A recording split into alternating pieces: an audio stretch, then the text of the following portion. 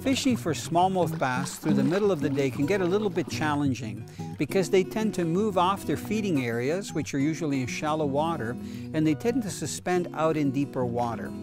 The one nice thing though about smallmouth is when they're in that deeper water, even though they may not be planning on feeding, they're very opportunistic. And if you locate where the fish are and you make a good presentation, you can actually entice them to hit even in the middle of the day.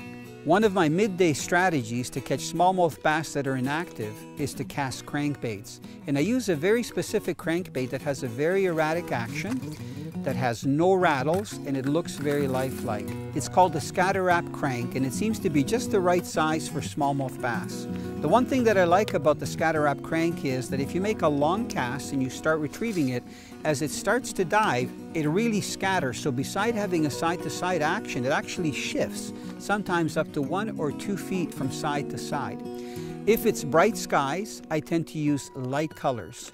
If it's darker skies, I'll use some of the brighter colors. If the fish are suspended and you mark them on your sonar and they're not moving, I'll usually make short casts with the scatter crank so that I'm fishing the top column of the water, because I know that smallmouth like to go up to hit.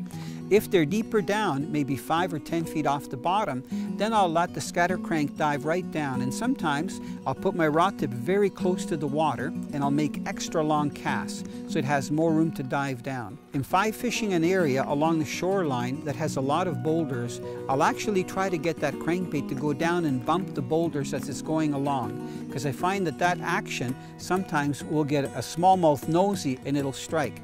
The other thing that's very important midday is to cover a lot of water. I usually keep my electric going at slow speed continuously. I try to fan cast and cover as much water as possible. It usually doesn't take long to establish how deep those fish are suspending or what colors they like. When you get a hit, you know it. Just hold on to your rod, set the hook, and just crank, especially when that fish comes out of the water so it doesn't throw your hook.